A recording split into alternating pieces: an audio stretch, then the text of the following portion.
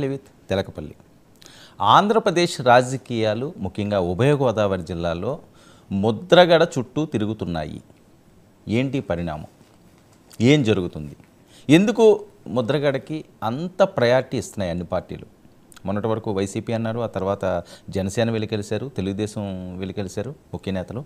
అయితే వైసీపీకి అక్కడ ఎంట్రీ లేదు అని బోర్డు పెట్టేశారట ముద్రగడ గారు. ఇది ఇప్పుడు చర్చనీయాంశంగా మారుతున్న అంశం.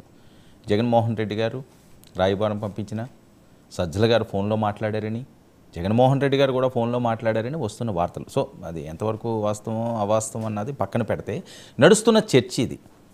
ఎందుకు ముద్రగడ గారు అంత స్ట్రాంగ్గా డెసిషన్ తీసుకోవాల్సి వచ్చింది? వైసీపీ శ్రేణులతో ఎందుకు మాట్లాడడానికి ఆయన ఇష్టపడలేదు? తోట తిమ్మూర్తులు లాంటి వ్యక్తి వెళ్ళినా ఆయన కలవడానికి ఆయన నిరాకరించారు. ఇది కాపు కమ్యూనిటీలో కూడా చాలా సంచలనంగా మారుతున్న వార్త.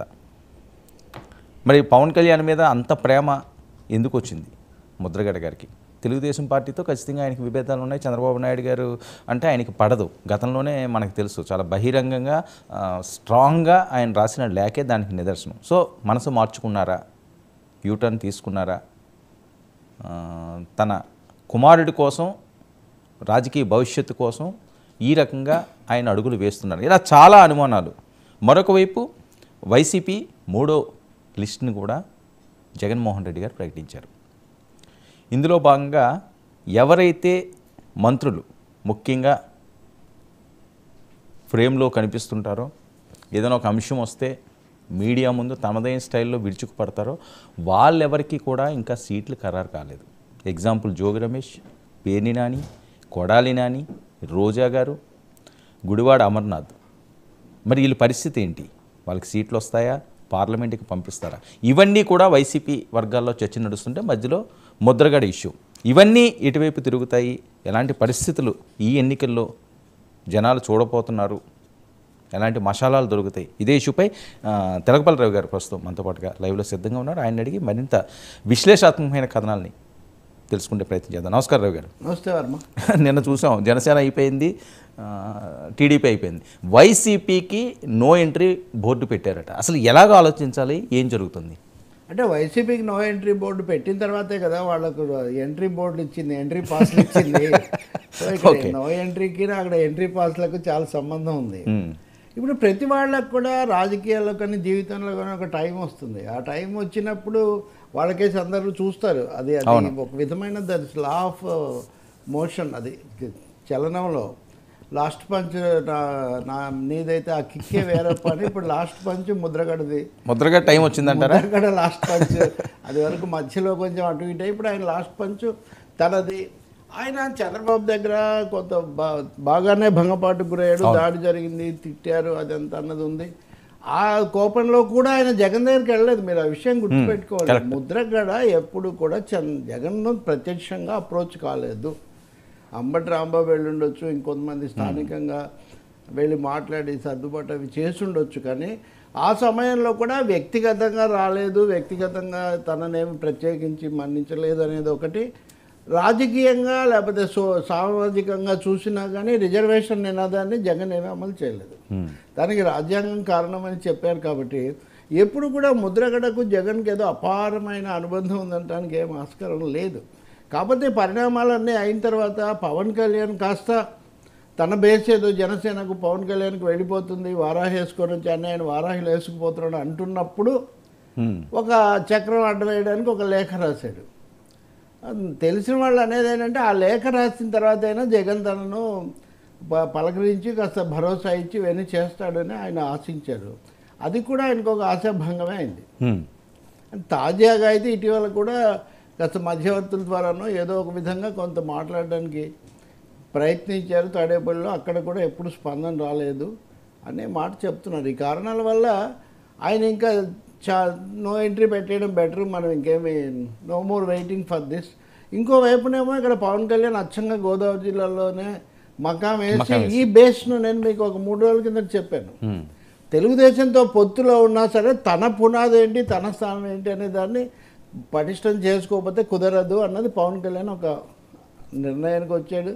దానికోసం బీజేపీ యాంగిల్ అటుంటే ఇటు కాపు యాంగిల్ కూడా, దానికి కూడా ఆయన మొహమాటం లేకుండా లేఖ రాశాడు కాపు పెద్దలకు. అంటే ఒక విధంగా అంతకుముందు ముద్రగడ రాసిన లేఖకు ఈ లేఖ సమాధానం. దాంతో వాళ్ళ అబ్బాయి ఆ రోజు చెప్పిన రోజు కూడా, కాకపోతే మీరు పవన్ కళ్యాణ్ మీద కూడా చేస్తారంటే ఏ నిర్ణయం నాన్నగారు తీసుకుంటారు దాటేసాడే, కానీ ఆయన ఏమి తాము వైసీపీ శిబిరంలో ఉన్నాము పవన్ వ్యతిరేకంగా ఉన్నాము చెప్పలేదు. అందువల్ల ముద్రగడ కుటుంబంలో ఆయన చుట్టూ ఉన్న అనుచరుల్లో అది కొంతకాలంగా నడుస్తూ ఉండాలి. అది మిగతా పరిణామాలు ఎలా ఉంటాయో చూద్దామని చూసి ఇప్పుడు నిర్ణయం తీసుకున్నాడు ఆయన. అంటే కుమారుడి కోసం అంటారా ఇదంతాని? ఆయనే ప్రత్యక్ష రాజకీయాల్లోకి రావడానికి ఇంట్రెస్ట్ చూపిస్తున్నారు, ఇన్ని రోజులు ఖాళీగా ఉన్నారని చెప్పి నేను జనసేన నాయకులు ఆయన ఎవరైతే మీట్ అయ్యారో ఆయనే ఉత్సాహం చూపిస్తున్నారు ఈ ఎన్నికలకి అని చెప్పి ఆయన వస్తారు. అన్నీ కూడా ఆయన దేన్ని క్లోజ్ చేయలేదు.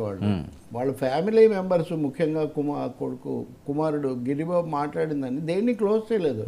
నాన్నగారు వెళ్తారా, మీరు కూడా వెళ్తారా, మీరే వెళ్తారా, అన్ని ఆప్షన్స్ అట్టి పెట్టుకున్నారు. అక్కడ వచ్చే ఆపర్చునిటీస్ బట్టి అది ఆధారపడి ఉంటుంది. ఇప్పుడు ఇద్దరికి చేయొచ్చు అనే అవకాశం వచ్చింది అనుకోండి. ఇప్పుడు మీరు చూడండి, జనసేనకు మటుకు అంత ఎక్కువ బలమైన అభ్యర్థులు ఎక్కువ మంది ఏం లేరు. పేరు కాస్త ఉన్నవాళ్ళు, తర్వాత అక్కడ బేస్ ఉన్నవాళ్ళు ఎక్కువగా లేరు. కాబట్టి పవన్ కళ్యాణ్ ఓ 30 స్థానాల్లో తనకు సరైన వాళ్ళు కావాలి, తెలుగుదేశానికి ఏం తల వంచకుండా ఉండగలిగిన వాళ్ళు అంటే అప్పుడు ఆయన అవకాశం కూడా ఇవ్వచ్చు.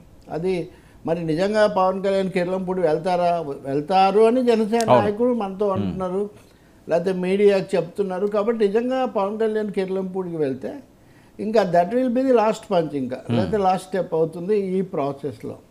అప్పుడు జగన్ మాత్రమే కాదు, చంద్రబాబు కూడా అలర్ట్ కావాల్సిన పరిస్థితి వస్తుంది.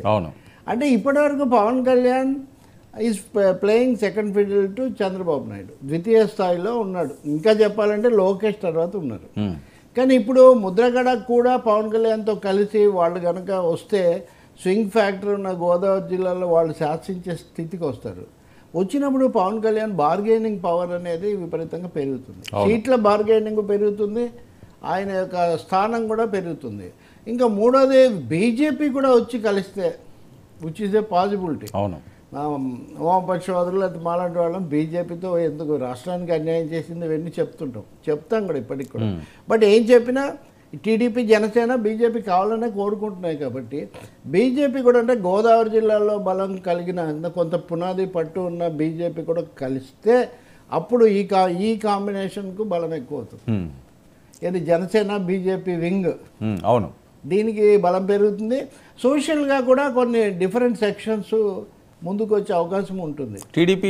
బీజేపీ అధినాయకుల బుర్రలో అది కూడా ఉండాలి. అది పవన్కి తెలుసుండొచ్చు, షేర్ చేసుకొని ఉండకపోవచ్చు. అందువల్ల ముందు ముద్రగడ నిర్ణయం జరిగిపోతే దాన్ని ఫాలో అయ్యి ఇంకా చాలా మార్పులు